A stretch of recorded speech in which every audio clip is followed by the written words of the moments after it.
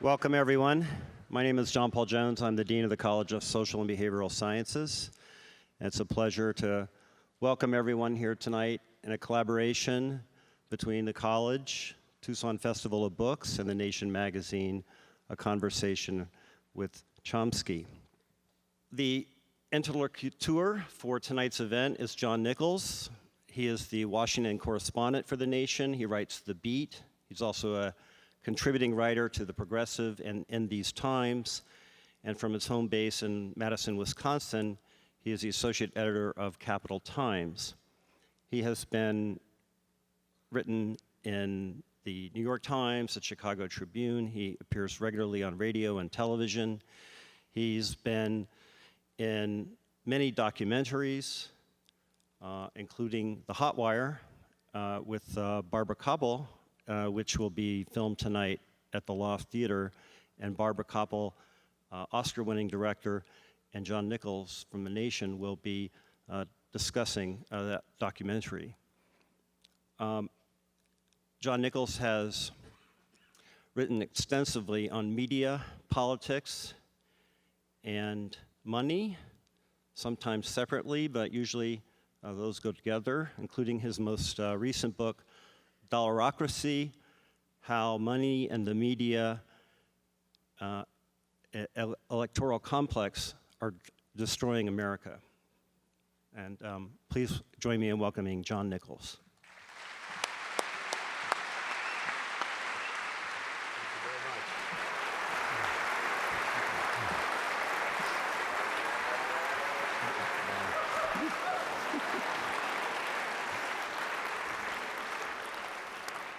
And now it's a pleasure to welcome back to Tucson Professor Noam Chomsky.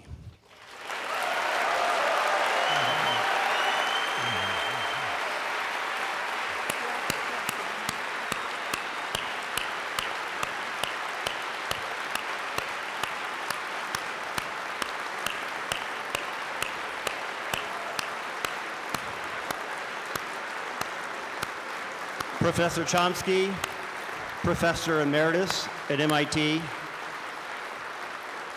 the founding father of linguistics,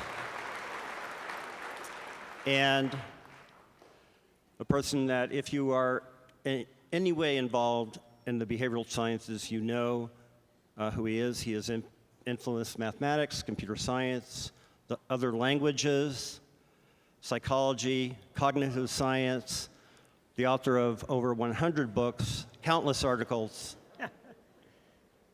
and America's foremost public intellectual, a man who spreads political dissent left and right, a self-described libertarian socialist and anarchist, a critic of US foreign policy, and someone who stands for justice, Professor Noam Chomsky. Okay.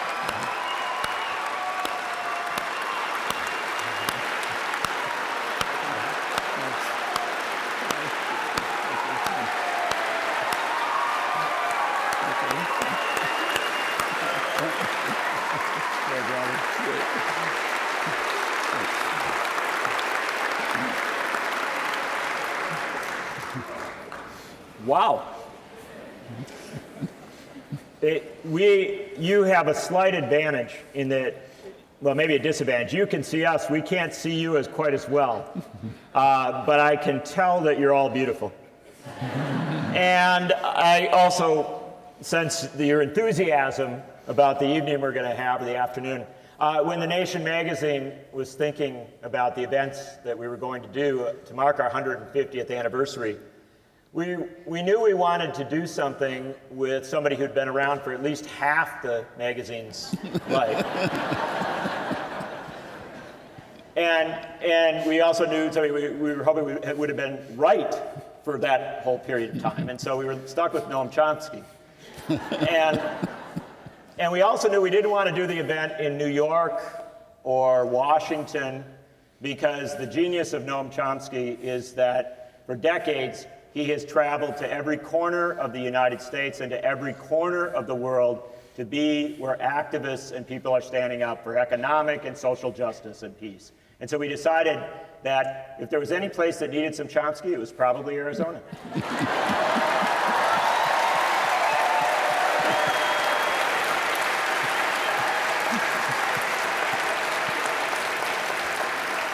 So here we are. Thank you to the dean and to the school and to the university. Thank you to the Tucson Festival of Books.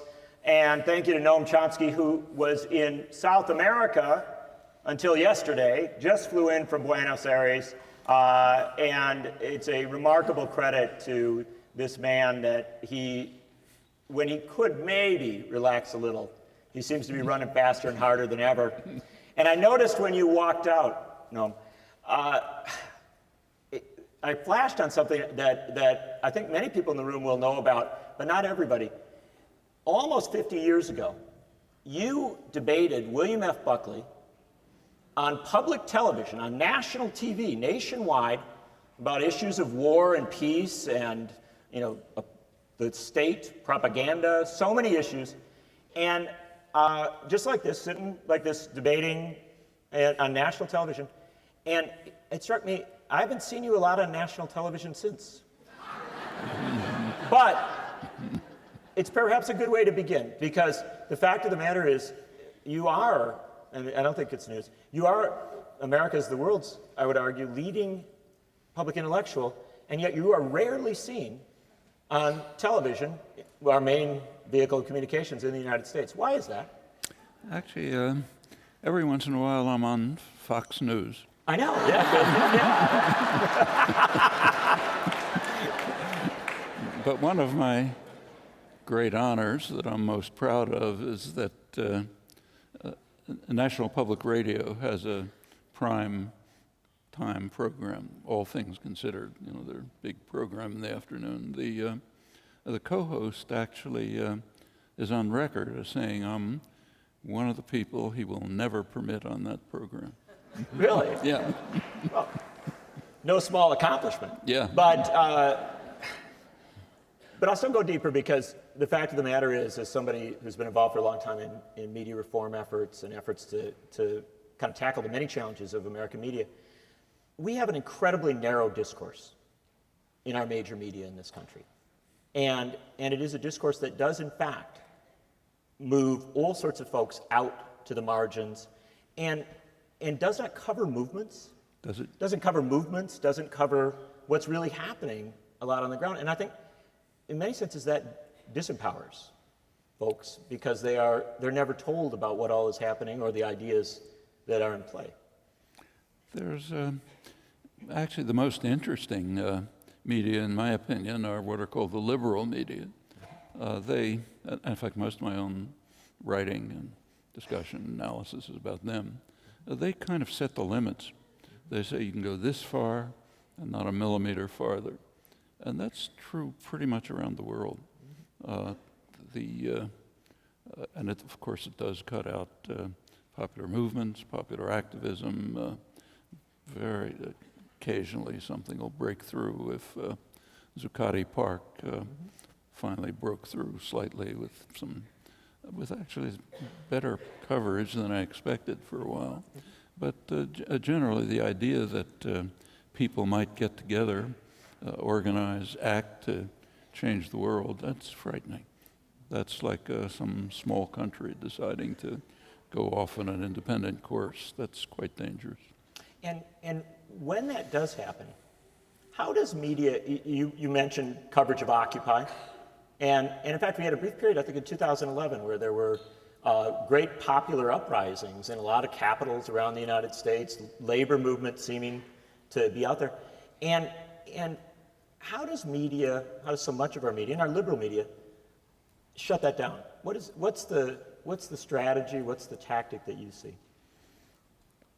I think,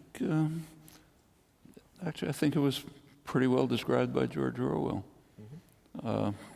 He didn't say much about it, but everyone here, I'm sure, has read Animal Farm, but probably very few people have read the introduction to Animal Farm. The reason is it wasn't published. It was discovered about 30 years later in his unpublished papers. And today, if you get a new edition of Animal Farm, you might find it there. The introduction is kind of interesting. He basically says what you all know, that the book is a critical, satiric analysis of the totalitarian enemy. But then he says, he addresses himself to the people of free England. He says, you shouldn't feel too self-righteous. He said, in England, free country, I'm virtually quoting, unpopular ideas can be suppressed without the use of force. And he goes on to give some examples and really just a couple of sentences of explanation, which are to the point. One reason, he says, is the press is owned by wealthy men who have every reason not to want certain ideas to be expressed. And the other, he says, is essentially it's a good education. If you have a good education, you've gone to the best schools, you have internalized the understanding that there are certain things it just wouldn't do to say. And I think we can add to that, it wouldn't do to think. And that's a powerful mechanism. So there are things you just don't think and you don't say. That's the result of effective education, effective indoctrination. Many people don't succumb to it. What happens to them? Well, I'll tell you a story. I was in Sweden a couple of years ago, and I noticed that taxi drivers were being very friendly, much more than I expected. And finally I asked one of them, why is everyone being so nice? He pulled out a T-shirt that he said every taxi driver has, and the T-shirt had a picture of me and a quote in Swedish of something I had said once when I was asked, what happens to people of independent mind? And I said, they become taxi drivers.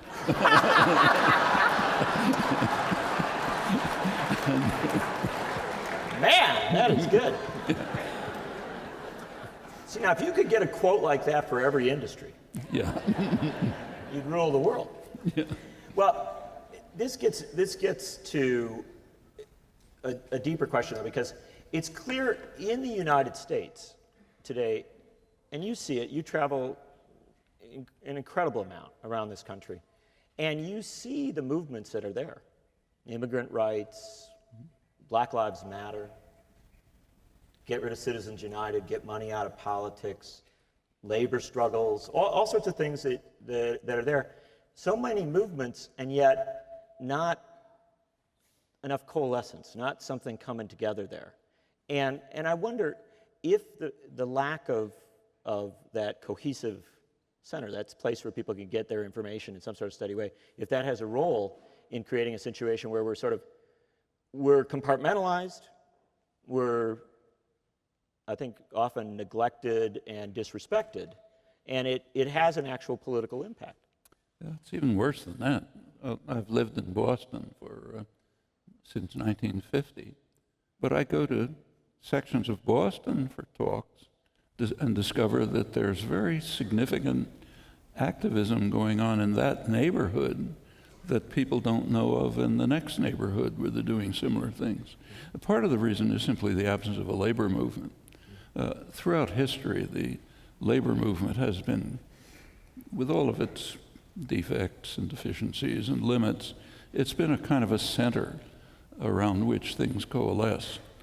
In other countries, when I give talks, even countries like England, the talks are often in labor movement centers, union centers. Not in the United States, very rare. You can talk to labor activists, but somewhere else, in a church or in a university, the few institutions that exist. But there has been a great success in the United States is, to an unusual extent, a business-run society. That goes way back to the early days for all kind of reasons. And it has a very violent and repressive labor history. Workers were being murdered in the United States by the hundreds at a time when nothing like that was taking place in Europe or Australia or other places. And repeatedly, the labor movement has simply been crushed.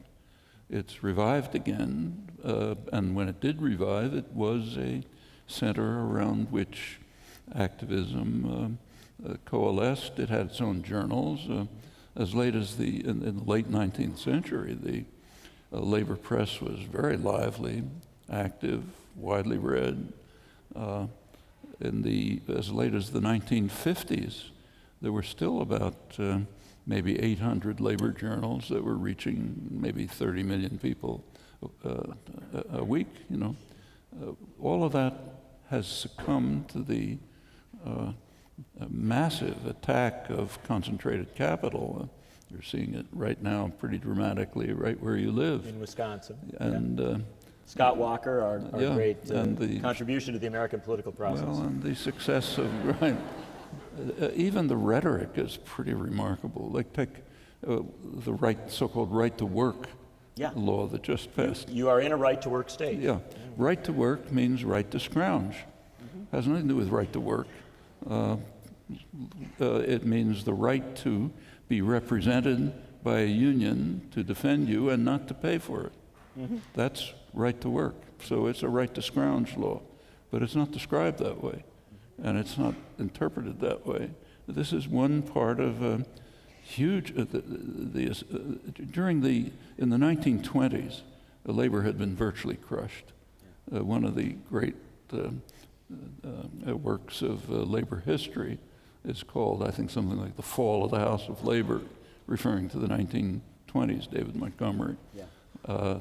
And visitors from Europe and Australia were shocked to see the weakness and of the labor movement and its the ability to denounce, condemn, and destroy it. Well, in the 1930s, it arose again. CIO organizing, a lot of labor activism. During the Second World War, the Depression and the Second World War, there was a real wave of radical democracy that spread all over much of the world, including the United States. And it led to a very quick backlash in many ways. So, for example, in Europe, as US and British troops finally began to enter the European continent late in the war, moving up through Italy, the first thing they had to do was to disperse the anti-fascist resistance, to restore the traditional order, including fascist collaborators. As they reached northern Italy, they were appalled to discover that the resistance, the partisan resistance, and they had developed a functioning society with worker management, worker ownership.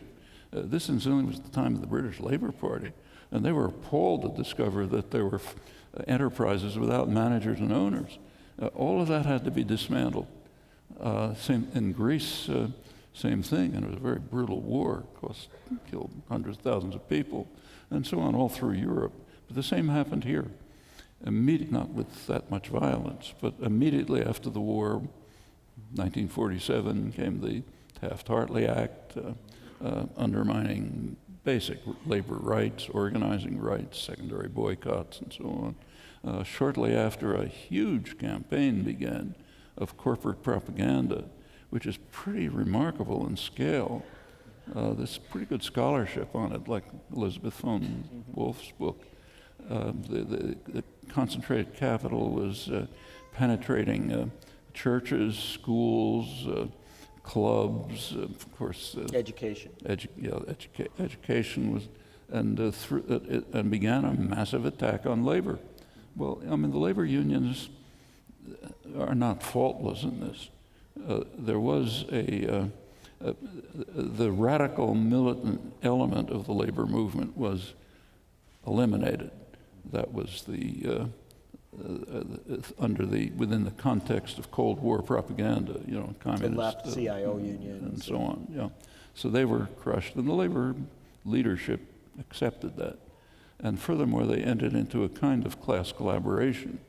It's kind of interesting to compare the same union in the United States and Canada, like say UAW in the United States and Canada, same union, acted quite differently. One reason why Canada has national health care and the United States doesn't is that in Canada, the labor movements militantly advocated for national health care. In the United States, the same unions militantly advocated for good health care for themselves. So the auto workers did have decent health care with a compact with management. Now, a compact with management is a devil's choice because management can decide at any time it's over. And as you recall, it was pretty striking in, must have been 1979 or so, Doug Fraser, head of UAW, pulled out of a labor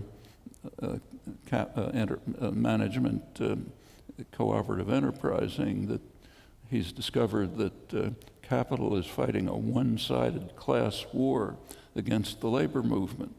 Big discovery.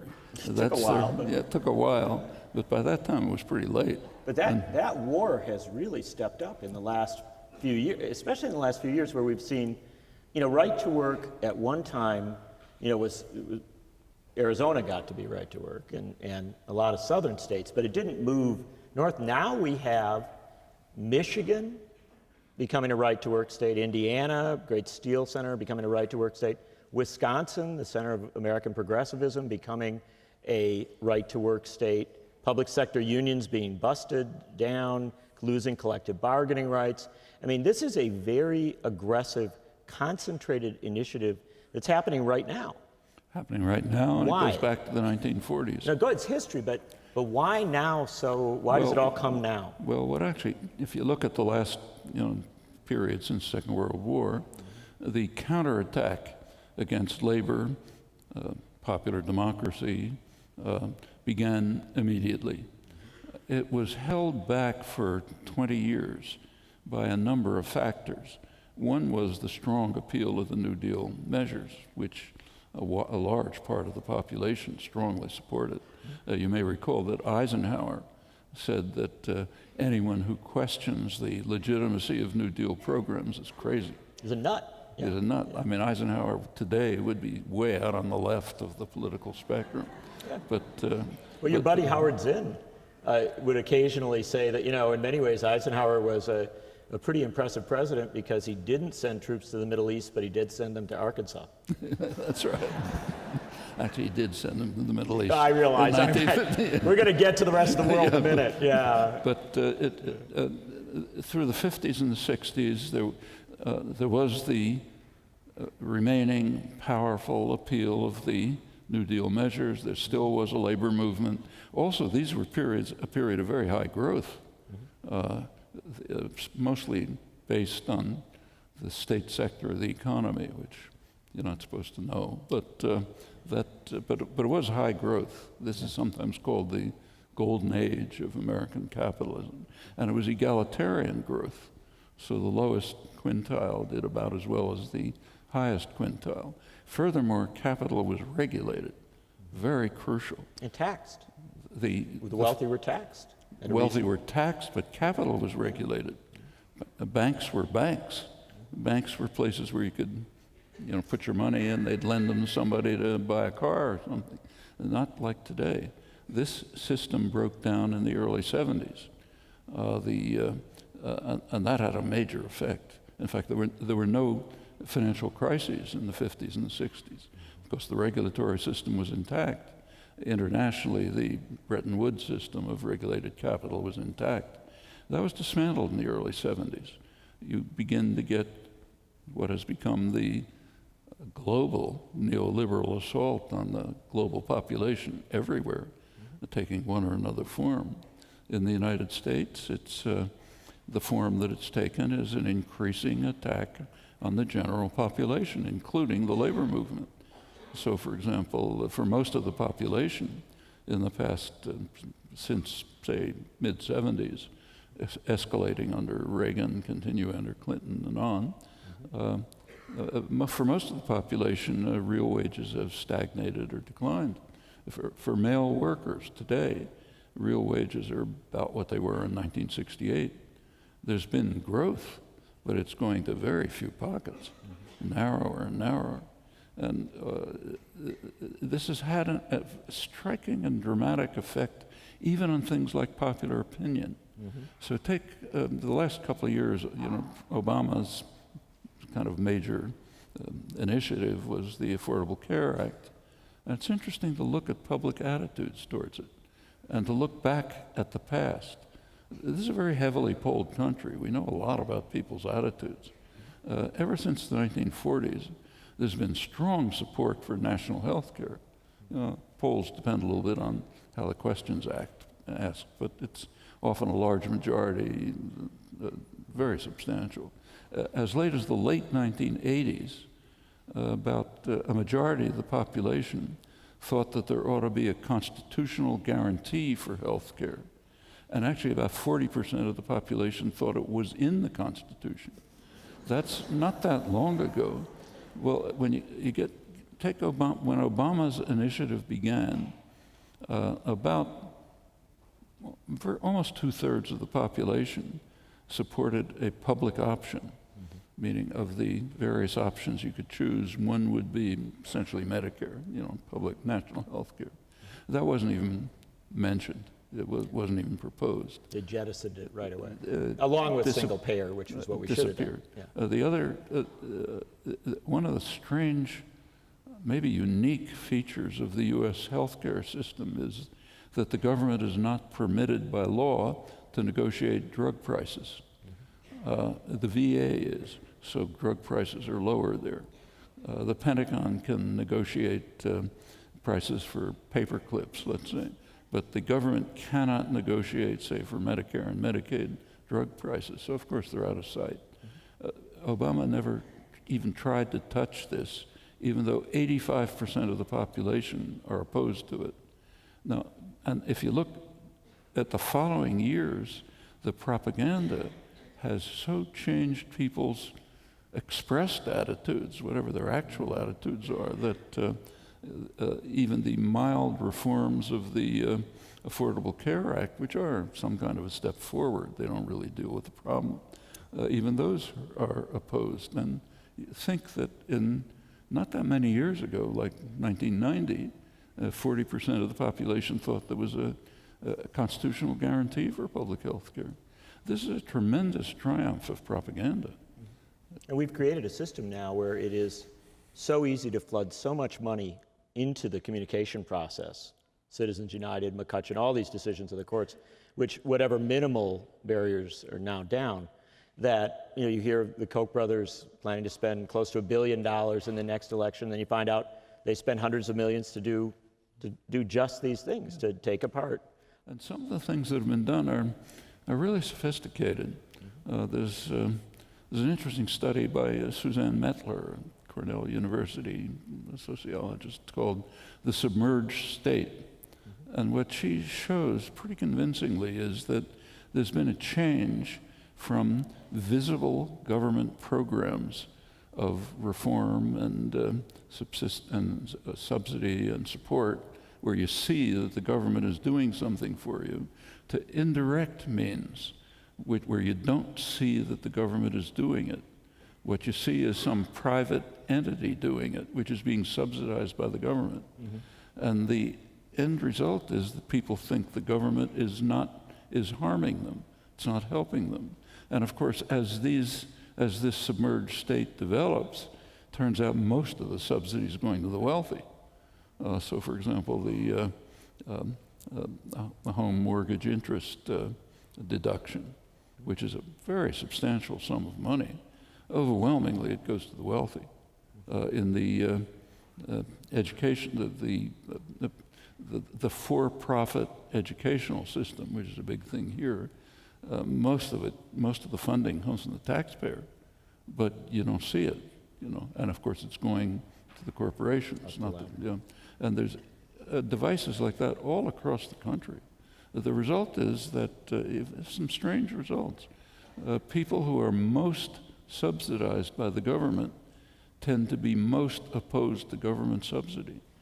It's very striking. Yeah.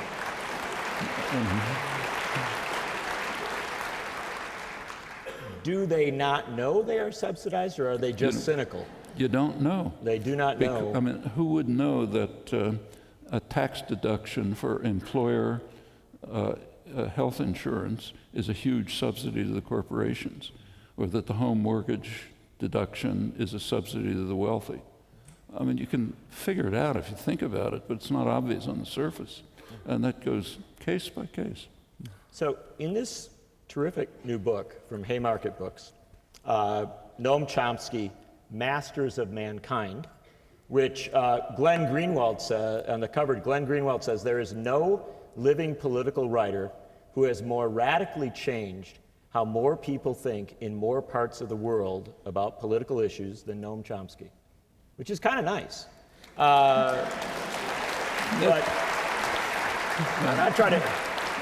You have to realize that he's a friend, and you always is a friend. I realize. And I say nice things about him. You say it back and forth. It's wonderful. We are at a book festival, so some people are aware of blurbs on books. But yeah, I have the sense that Glenn probably means it. And I also, this is a collection of essays. And one of the interesting things is, for a variety of reasons, my favorite one, and it was an essay that you wrote some years ago titled Consent Without Consent. And I think that comes a lot of what we're talking about with the submerged state, but also this notion that an awfully lot of what's happening when you assault labor, when you assault so many of the vehicles by which people might organize, might push back, it's really an assault on democracy itself. Well, democracy is a threat to any power system. It doesn't matter what it is. I mean, for pretty obvious reasons. So yes, there is the general assault on the population includes a major assault on democracy. And what's happened in the United States is extremely revealing. One of the main topics in mainstream academic political science is study of comparison between public attitudes and public policy, which is a pretty straightforward inquiry. We see public policy, there's extensive polls, they're pretty reliable, they're consistent over time, so you get a pretty good sense of public attitudes. And the results are quite intriguing. By now, about 70% of the population is literally disenfranchised. They're the lower 70% on the income wealth scale. Their political representatives simply pay no attention to them. So it doesn't matter what they think. As you move up the scale, you get a little bit more influence when you get to the very top policies made. That correlates very... one of the major students of political participation, Walter Dean Burnham, years ago, pointed out that if you look at the non-voting in the United States is very high. He said if you look at the non-voters and their kind of demographics and compare it with Europe, they are the people who in Europe would vote for some Laborite or Social Democratic Party. But since no such thing exists here, they don't vote. Maybe they may not read academic political science, but they know that nobody's paying attention to them, so why bother voting? This is a plutocracy, it's not a democracy. And the effects are pretty striking. There was the last election, November 2014, was carefully analyzed by two really fine political scientists, Walter Dean Burnham and Tom Ferguson, wrote a careful analysis of it. Voting participation. Turns out that voting participation was about at the level of 1830. Well, it was 36%. But if you compare it state by state. But what was interesting was it was the lowest since 1942. It's worse than that. Yeah. Take a look at their analysis, state by state. It's about 1830. That was a time voting was restricted to propertied white males. And this has been declining, and it's by now most people, as they point out, just don't bother. Yeah. It's well, and in fact, when we flood so much money into politics, and so much of it goes to pay for negative ads on television, one side saying don't vote for this guy, one side saying don't vote for that guy, a lot of people make the logical choice and don't vote for either. But the interesting result on that is that you do have one entity that comes out getting really rich by this politics that drives so many of the people away, and that is the big broadcast companies. They make a fortune. They do, and but not in any way, I think, advancing democracy. well, but I think we should. I mean, what's happening now is indeed extreme, but we should remember that it goes way wasn't back. good before. Way back. Yeah. You remember about a century ago, Mark Hanna, the great campaign manager, was asked, "What do you really need to run an effective campaign?" He said, "There are three things. The first one is money. The second one is money. and the third," he said, "I can't remember." That was around 1900. You know. But there was sort of some interventions between 1900 and now. We sort of tried to address some of those problems. There were changes. And now yes. Now we're going back. In fact, it's worse than it was probably ever. Is it? Now that's an important thing. Do you think that it is worse, that we are maybe at the worst point now? Or are there, when we look through the history of this country? Well, it's a mixed story because there is plenty of political activism. And in fact, if you look at people's attitudes closely, they tend to be pretty social democratic. Even, there have been studies of people, the subclass of people who say, get the government off my back, I don't want to have government, and so on. You take a look at them, what they want is more spending on health care, more spending on education, higher taxes on the wealthy, a range of positions which you and I would probably agree with. But they're the ones who say, get the government off our back. We don't want any government. I don't want the government messing with my Medicare. Yeah, don't mess with my Medicare, that kind of thing. Hey, we have this, we've got this wonderful group of folks. They are actually graduates of this university who started a little company here to democratize how we do Q&A. How we actually talk. Good. And I know how it works. Yeah? The amount of money you put in determines which No. It's actually... That's the next application.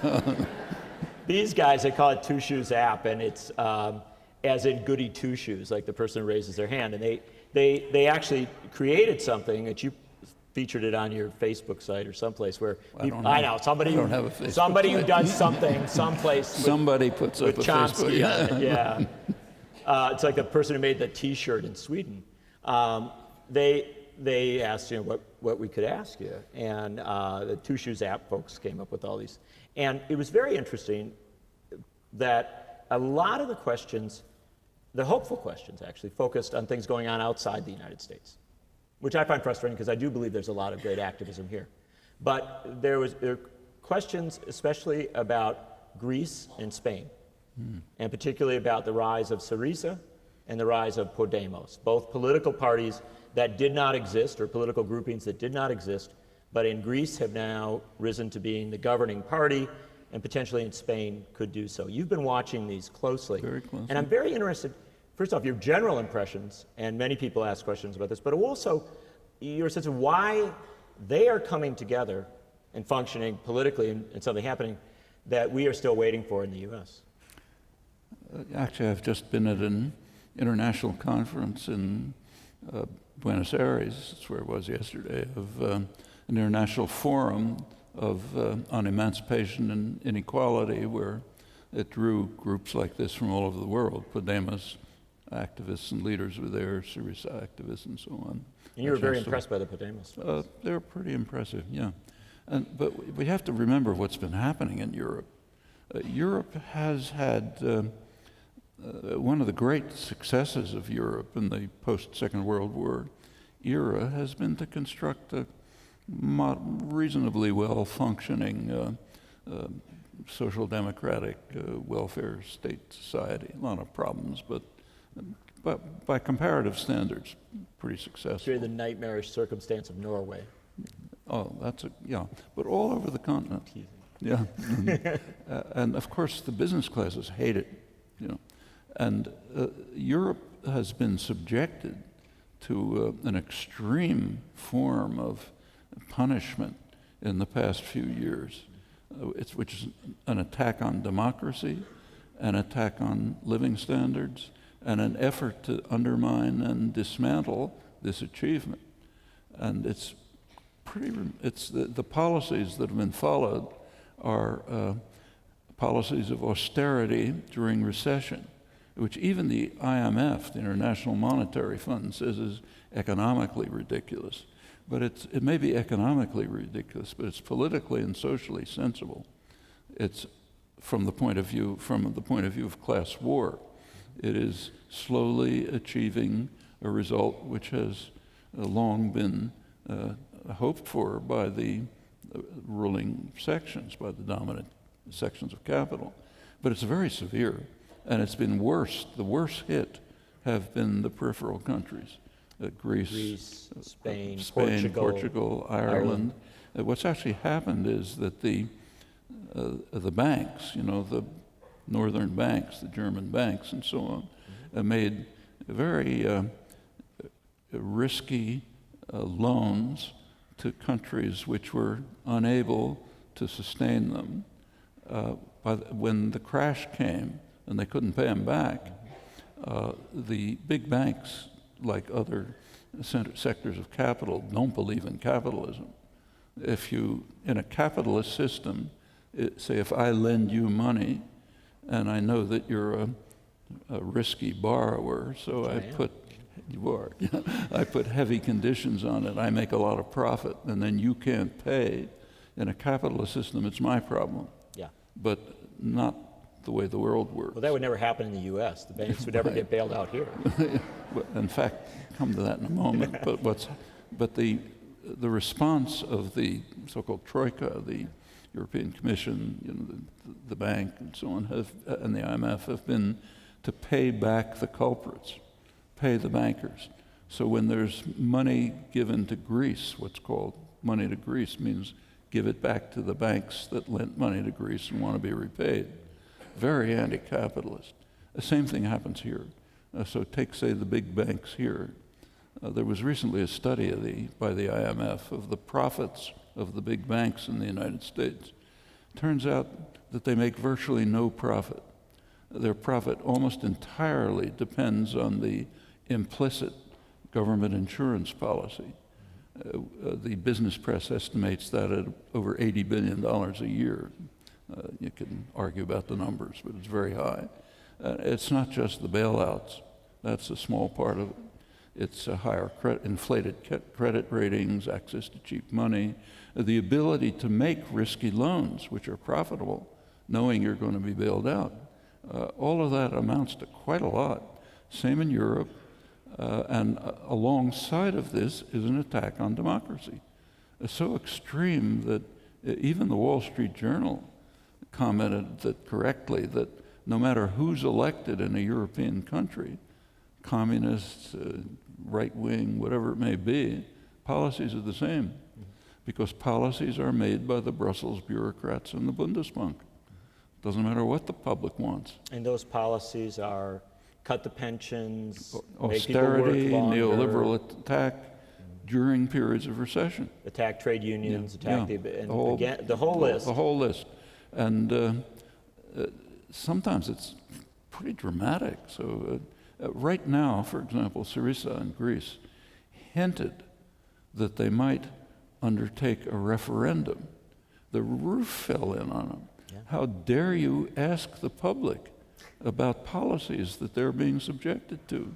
This happened a couple of years ago when Papandreou, the prime minister, suggested mildly that maybe there should be a referendum in Greece to see if they should accept these extremely harsh and savage policies that are being imposed.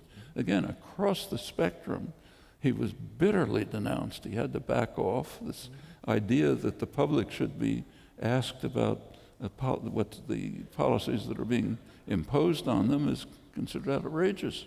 Policies have to be made by the Brussels bureaucrats and the big banks. That's a major attack on democracy. Now, in reaction to this, there have been popular uprising. Podemos, the party in Spain, is just a couple of years old, but the indignados, the activism of young people, was quite in many extensive. ways something, not exactly because it's a different country, but in many ways something we might see as parallel to what we saw with Occupy. Occupy, very much so. It went If on. Occupy became a political It went party. on in Spain to everyone's surprise. Nobody could have predicted this 3 or 4 years ago. But out of it came a political organization which is now running ahead in the polls, could take over. Syriza in Greece it's pretty similar. In fact, they did take political power. But you couldn't have predicted it a couple of years ago. And there's a very kind of challenging and, in a way, frightening situation. If Podemos, Syriza, and similar organizations fail, the likely outcome is popular movements of the far right. Yes. That's happened before, late 20s, early 30s. We're seeing something similar. If the organized left doesn't succeed in taking control, we may very well get the organized right with horrible consequences, which we've seen before. Well, the great British parliamentarian Tony Benn said that he was old enough to remember when countries around the world were essentially making the choice. And at exactly the same time. Yeah. Some going toward fascism, some going toward a progressive democracy. So they all had the choice. Yeah. It was the same in all of them, and it depended who won. And obviously in Greece, that's a reality because there is a far right that is very fascist. Yeah, that has certainly Spain to France, England, UKIP, for example. And yet, so many of our political leaders in America seem to be, at the very least, disinterested, or at least publicly. They're paying plenty of attention. I know they are, yeah. But they're not. We hear very little discourse about this among our political figures. Because it's dangerous to talk about it. You don't want people to know that it is possible for the population to become organized, active, effective, take power, take control of their fate, and create a different society. For example, you don't hear in the United States about the fact that in Spain there's a major conglomerate which is worker-owned and which in fact survived the recession, Mondragon, which includes in manufacturing, finance, health, housing. It's a huge and effective conglomerate, worker-owned, directors picked by the workers and working quite well. You don't see headlines about that. Not at all. And yet, very cutting edge. They're actually ahead of the curve on developing new technologies, developing new industries. And you also don't see much about the fact that something similar is happening here. Not on that scale, but Garal Perovitz is one person who's written about it. Yeah. In areas of the old Rust Belt, as you know. Cleveland and other cities. Yeah, we're in northern Ohio, other places. There's the beginnings of development of worker-owned enterprises, which are not on the Mondragon scale, but not insubstantial either. Mm-hmm. And incidentally, they also get conservative support. What's that? They even get conservative support. Yeah. Well, and one of the things that it struck me got remarkably little attention in the United States was when the bankers crashed the economy of Iceland, tiny little country, and then they basically cut a deal that Iceland's going to pay back the banks, and then because it was a small enough country, the people went to the president's house and said, "We don't want to do this," and they basically forced a referendum on the issue, and amazingly enough, Iceland voted not to pay back the banks. And what's more, they did pretty well. And they've come out okay, yeah. The British and or at least Dutch not to pay banks back were quickly. infuriated, but it worked well. Yeah. It's an In interesting. fact, something similar happened in Argentina around 2000. They essentially defaulted on the debt, and the economists and the governments around the world said, you're going to destroy yourselves. They had practically the highest growth rate in Latin America since then. They're now under attack by U.S. vulture funds, backed by the judicial system, which is may really undermine them. Actually, the judge in the United States, Judge Grisa, who made the ruling is demanded that Argentina pay back the vulture funds without the so-called haircut, the cutting back of profit that they demanded. And he's now insisting that institutions like, say, Citibank not deal with Argentine bonds because they'd be in violation of his order. They'll be in violation of Argentine law if they don't do it. Mm-hmm. And they're caught in the midst of this conflict between the U.S. vulture funds, backed so far by the U.S. judiciary, and a country which correctly didn't pay back the money. Notice that these debts are really not legitimate debts. These are what are called odious debts. That's a concept that was invented by the United States, actually. When the United States took over Cuba in 1898, it did not want to pay Cuba's debts to Spain. And the U.S. argued quite correctly that these debts were illegitimate, odious they were called. The people of Cuba had not incurred the debt, so why should they be forced to pay it? But that's true of debt all over the world. The people don't incur the debt, the rulers do. Why should the population pay? That's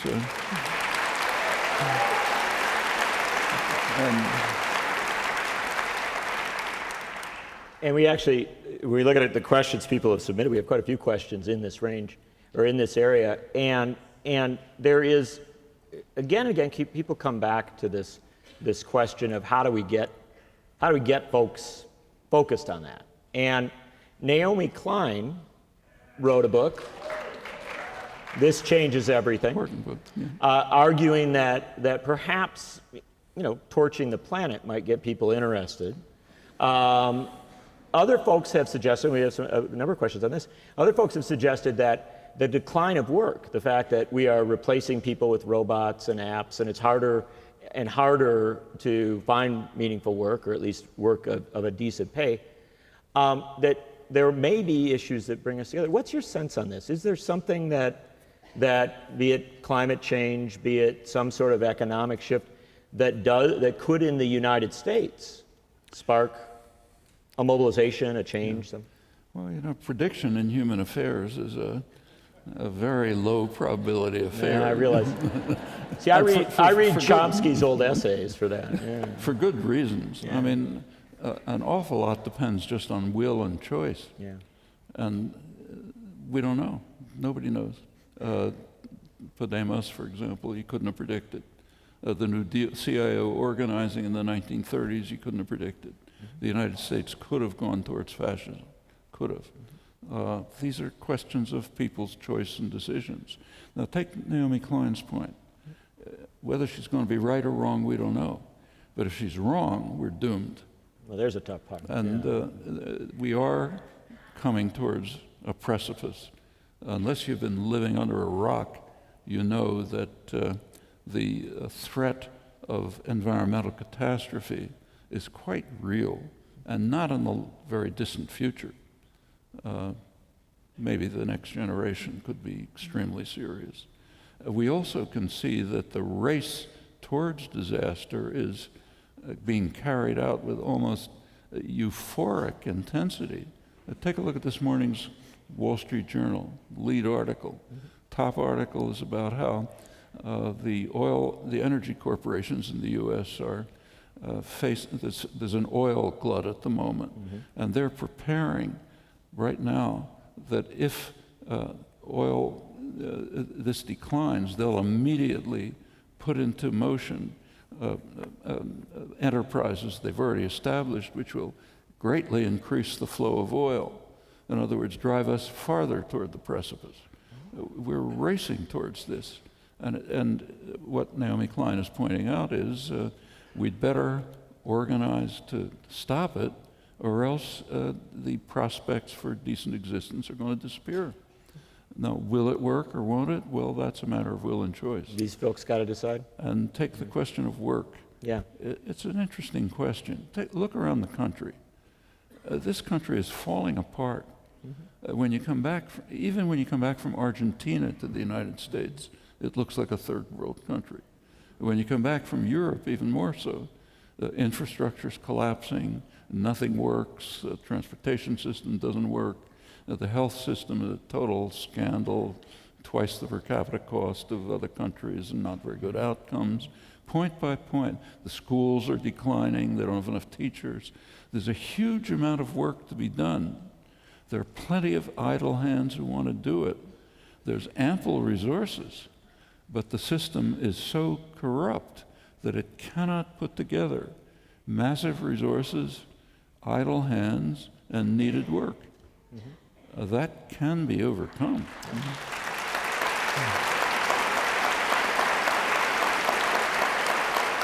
I mean, the extent of this is really astonishing.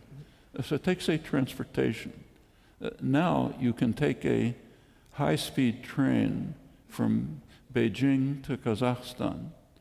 You can't take one from Boston to New York.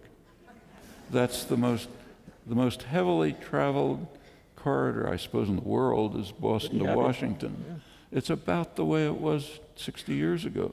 The first time I took a train from New York, Philadelphia to Boston, 1950, I think if I take the Acela, the fast train today, I think it's maybe 15 minutes faster.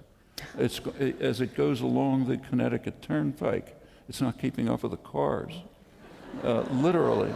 I mean, a couple of years ago, I was giving talks in Europe. I ended up in southern France, and I had to take a train from Avignon, southern France, to the de Gaulle airport in Paris. There happens to be a direct train, not surprisingly. It's about the distance from Washington to Boston. It took 2 hours. Boston to Washington is like 7 hours. And this is just symptomatic of what's happening to the country. I'm sure an election between Hillary Clinton and Jeb Bush would sort this all out, though. Oh, right. Well, they have private jets. Doesn't matter. They have private jets, it doesn't matter. You are and there's so many things to bring in here and discuss. We've been bouncing a little bit on the rest of the world. Before we come back into U.S. politics for a sec, I would be remiss if I didn't note that on Tuesday, Israel is going to have an election. And the Prime Minister of Israel recently visited the United States to give our Congress some advice. Which, intriguingly enough, if you read the polls, may not have helped him in Israel. And in fact, but give us a sense of as we look at the Netanyahu visit, and then also the play out with our 47 Republican senators who have just decided to become diplomats. Actually, there was an interesting article on the Netanyahu speech to Congress by Uri Avneri. He's one of the great smartest, thinkers in Israel. Really fine Israeli intellectuals and activists. He's a little older than me, and he started, believe it or not, he's still he started the article by saying that when he was watching Netanyahu in Congress, it reminded him of something, and he had to think what it was reminding of. Finally, it dawned on him. It was Hitler's speeches to the Reichstag. He said all that was missing was Heil, you know. And it was quite a performance. It was a really demeaning performance. And it's a combination of a number of factors. One factor is, just as you mentioned before, money. A ton of money goes into funding congressmen who will support the latest AIPAC line. Another part is evangelical Christians. There's a large part of the base of the Republican Party now, these are Republicans mostly, is evangelical Christians who succeed in combining almost extreme support for Israel with extreme anti-Semitism. It's an interesting combination.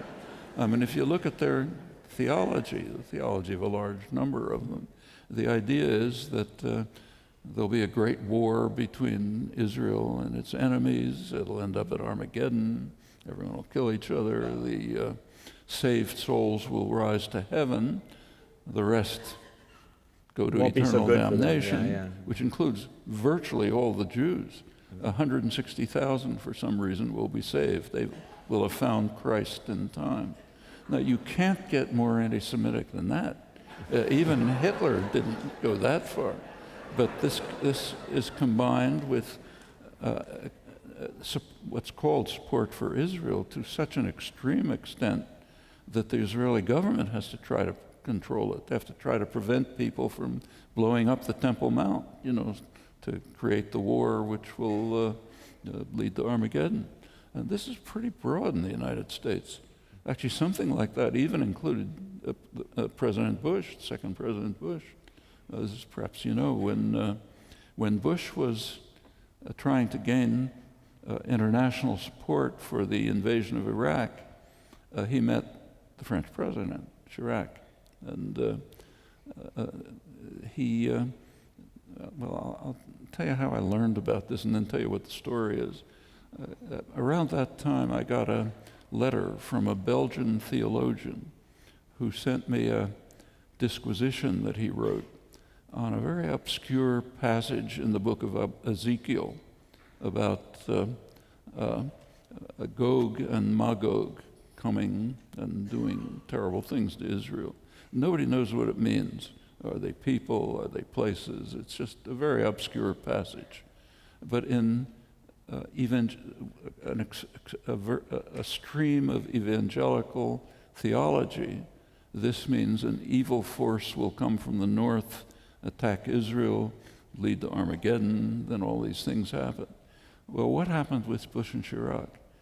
Bush apparently started, this is January 2003, right before the war,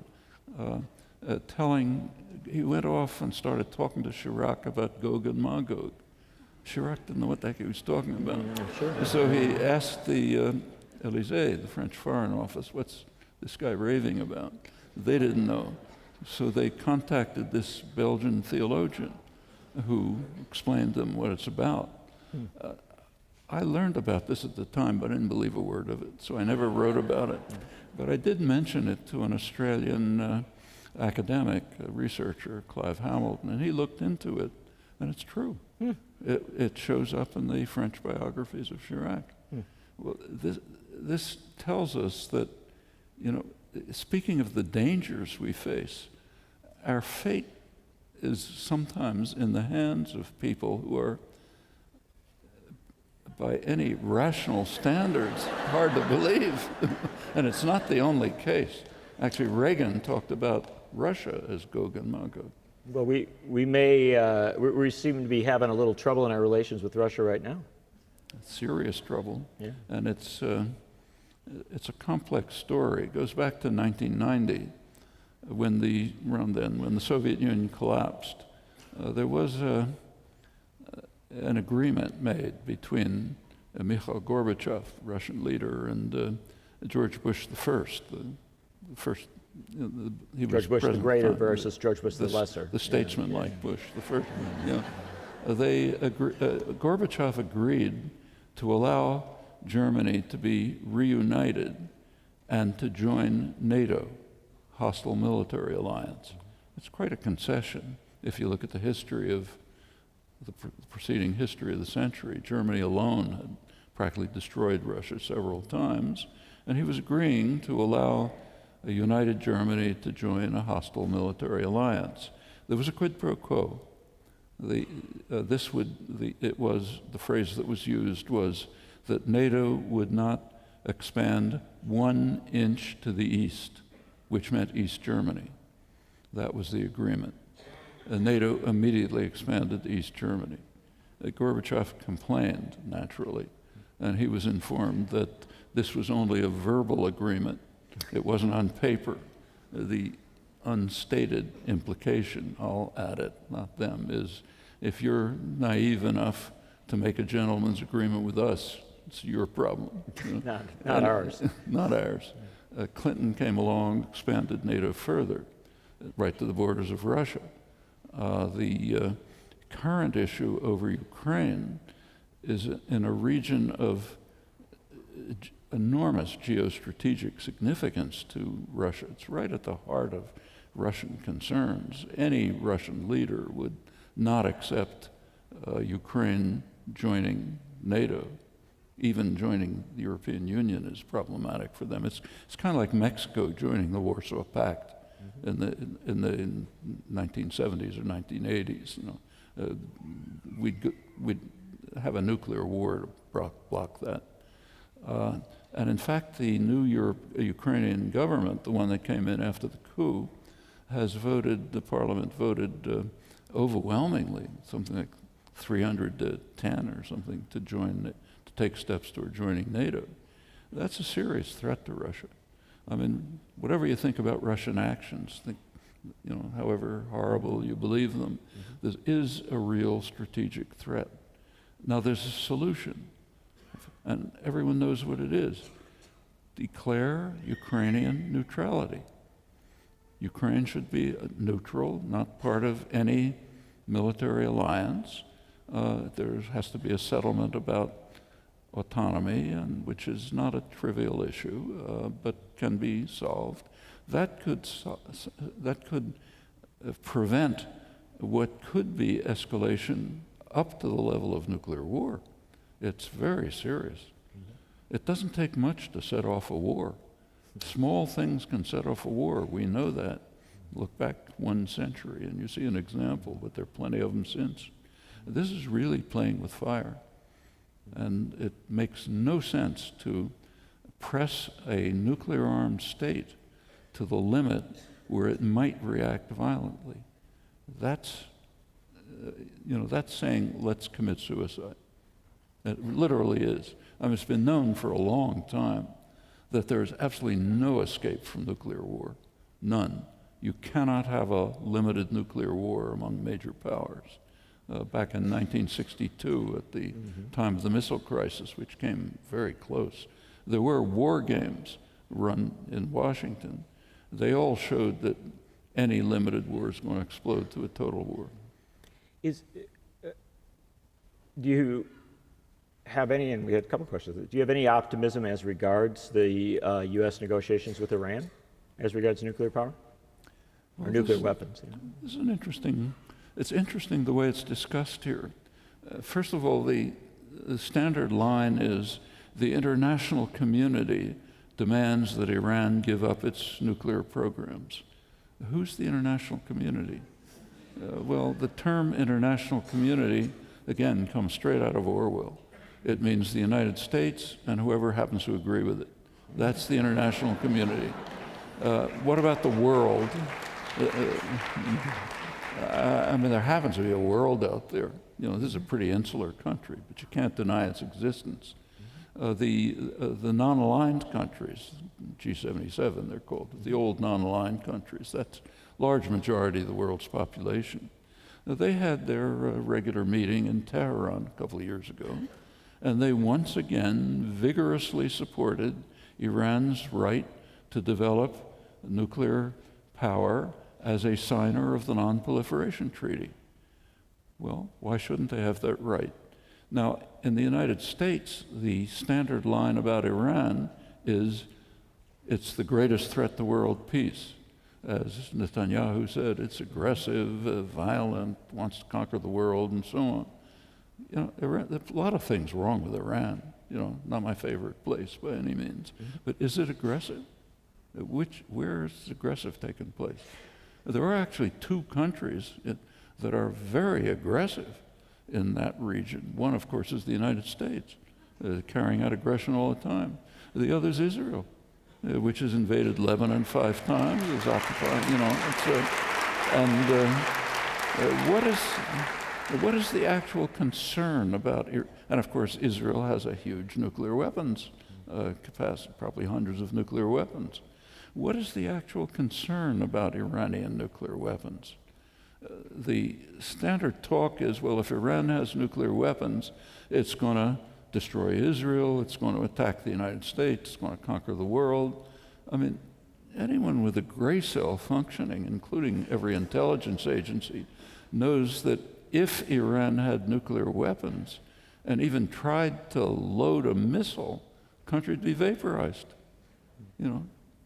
period. And whatever you think about the ruling clerics, they've given no indication of being suicidal, of wanting to lose everything they have.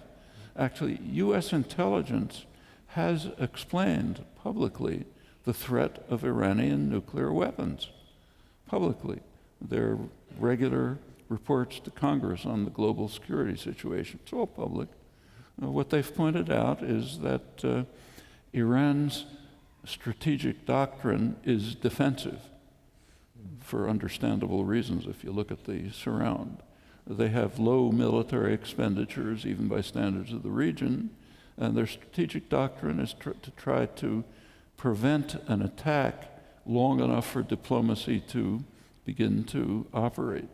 They add that if Iran is attempting to develop nuclear weapons, which no one knows, it would be part of their deterrent strategy. Now, the United States and Israel cannot tolerate a deterrent. If there's a deterrent, you cannot use force and violence freely. I think that's the heart of the matter. Is there a solution to this? Yeah, several possible solutions. So, for example, a couple of years ago, 2010, there was an agreement reached between Iran, Turkey, and Brazil, under which Iran would transfer its low-enriched uranium to Turkey, and in return, the Western powers would provide the radioactive isotopes for Iran's medical reactors and so on. That agreement, as soon as that agreement was reached, there was a bitter attack here by the government and the press against Brazil and Turkey for implementing this agreement. The foreign minister of Brazil was kind of upset about it, and he released a letter from President Obama to the president of Brazil proposing this, presumably because they assumed Iran would never accept and it would be a propaganda weapon. Well, they accepted. What do? We bitterly denounced them for breaking ranks, accepting, and so on. And there were all kind of pretexts offered, but they didn't amount to much. A couple of years later, 2012, December 2012, there was to be a meeting in Helsinki to carry forward a program that was initiated by the Arab states in the early 90s to try to impose a nuclear weapons-free zone in the region. There's enormous international support for that. The support's so strong that the United States, England, and others kind of formally agree, but they say, not right now. This meeting was an attempt to carry it forward. It's under UN auspices. Israel said they wouldn't attend the meeting. The next question is, what's Iran going to do? Iran said it would attend the meeting without preconditions. A couple of days later, Obama canceled the meetings. This was barely even mentioned in the US press. Try to find it. The meetings did go on, but only with non-governmental organizations. If the US is not going to take part, nothing is going to happen. Well, this might or might not work, but it might work. That's the point. Now, why is the US opposed to it? Because Israel would have to give up its nuclear weapons, and the US is not willing to agree to that. But these are possible answers to a manufactured crisis.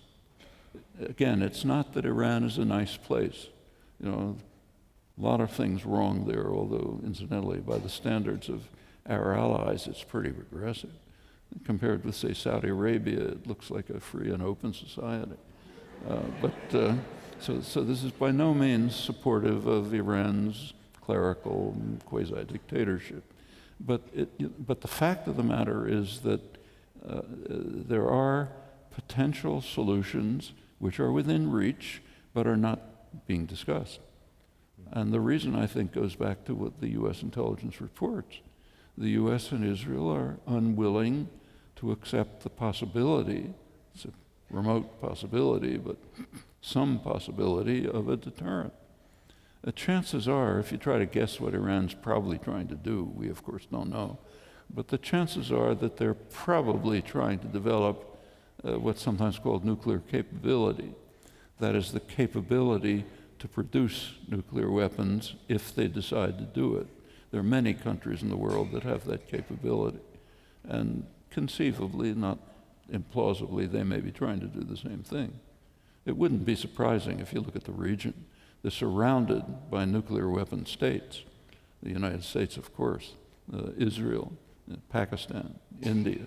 They're in an environment of extreme threat. And the conflicts with Iran now are reaching a level which is almost surreal. Take a look at Iraq. The United States, its main enemy in Iraq is supposed to be ISIS. Who's fighting ISIS? Iran. Iran is backing the government of Iraq. It's providing the military support, the training, the arms, and so on to try to press ISIS out of its recent conquests. In fact, the Iraqi military, the Iraqi leadership is saying openly, thanking Iran and saying the U.S. isn't helping us. Well, if you really want to eliminate ISIS, you're going to cooperate with the people who are doing it. Iran is the one state that's doing it. There's also fighters on the ground who happen to be on the U.S. terrorist list, the PKK, the Kurdish-based. These Patrick Coburn, one of the fabulous, very important new book. Yes. What he's pointed out is that U.S. policy says comes straight out of Alice in Wonderland. We're refusing to cooperate with the people who are fighting our enemy, and in fact, we're attacking them. Well, you've spent the better part of 60 years now suggesting U.S. policy had a Alice in Wonderland component to it. And as we circle around here, and I think probably most people in the room would love it if we sat up here for another 3 or 4 hours, but you've just flown all the way from South America to be with us. So we're over our time limit, but I did want to ask you, you've been so consistent, and very consistent for a very, very long time, in your assessment of a whole host of domestic and international issues. And if I'm right about it, because I interviewed you some years ago about this, a lot of it roots back to your youth. And you used to hang out at your uncle's newsstand. Your political education came in New York City at a newsstand, where I'm sure the nation was prominently displayed. 72nd and Broadway. 72nd and Broadway. But tell us about where this started. Well, I was a kid. You're about 10, 11? 11, 12 years old. But one of the first things I learned at the newsstand is that there's a newspaper in New York, which you probably never heard of. It's called the News and Mirror. And the way I knew that is that when people came out, it was at a subway station. When people came out of the subway station racing out, they asked for the News and Mirror. And I handed them 2 tabloids. Later I discovered it's 2 newspapers, the News and the Mirror. But I also... This is the beginning of your study of linguistics? Beginning of my political education. The next part was to notice that as they took the News and Mirror, first thing they did is open the racing forms. Mm-hmm. So I got some insight into society. Yeah. But the fact of the matter is that there were... my uncle was a very interesting person. He'd never gone past 4th grade, but very self-educated, very intelligent, very perceptive person, long story. But he attracted around the newsstand emigres who were, this was the late 30s, early 40s, who were coming from Europe, so German psychiatrists, other people. And there were interesting discussions going on, which as a child I listened to. Meanwhile, at the same time, I was hanging out in anarchist offices in Union Square, bookstores, and 4th Avenue. Yiddish newspapers. No long, Freie Arbeiterstimme was there, and there were again refugees coming. A lot of them Spanish refugees, Spanish anarchists, and I learned a lot from that. That's one part of my education. You've been pretty consistent on keeping a lot of those values alive in our discourse at a time where to suggest that you might be a libertarian socialist is not necessarily something that every major reporter understands. Libertarian socialism is just the traditional name for anarchism, left-wing anarchism. The United States, the term libertarian in the United States has a different meaning than it had in traditionally, very different meaning. Yes. It's very anti-libertarian. So you're telling me Rand Paul is not not really putting it all You together. take a look at American-style libertarianism. It's basically advocacy of private tyranny. Not that the people say it or even believe it, but if you think about the policies, that's what it ends up being. And the number one question that people asked, and it's genuinely democratic. They get to vote, and they vote a question up the ladder. And so far, there's no campaign advertising, so it's reasonably legit, I think. The number one question they asked you, they all know you. There was actually, somebody asked whether you had a favorite, having grown up in Philadelphia, whether you had a favorite Philly cheesesteak. But the number one question was, Noam, you've been at this political commentary for a very long time. Have you ever gotten anything wrong in your interpretation? And if so, have you ever publicly admitted as much? And a somewhat related question, what are the two most important subjects that you have changed your mind on, and what prompted you to do so? Pretty long question, but Yeah. it's an interesting, because Plenty of mistakes. Yeah. The usual mistake, which happens over and over, is getting involved in things too late. It's a serious mistake. So take, say, what we were talking about before, global warming. Time to get involved in that was the 1970s.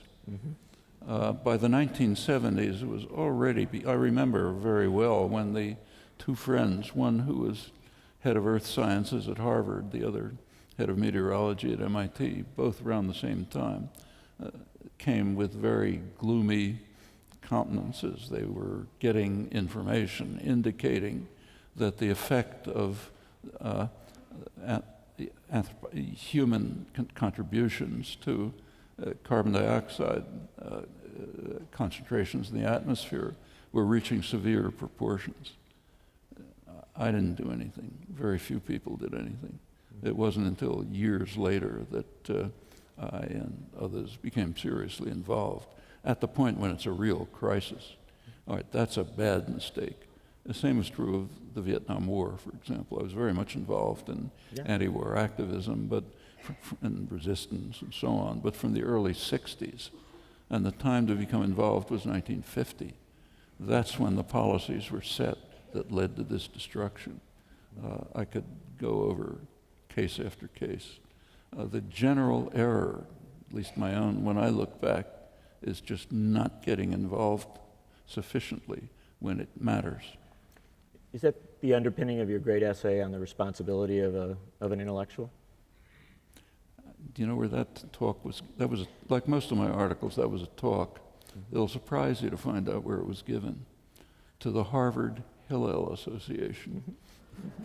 This is before 1967, when everything changed. So much has changed, but for so many years you have been a remarkable voice, and one that many people have disagreed with you. You never seem to mind it when people disagree with you. Oh. You like the debate, you like the argument. Well, often they're right. But also many people have learned to look at media, politics, economics, and society in fundamentally different ways. And as a person who's been involved in media reform for an awfully long time, I can tell you that a month ago, when the media reform movement in this country succeeded in getting the FCC, the Federal Communications Commission, to protect net neutrality and to protect the internet itself.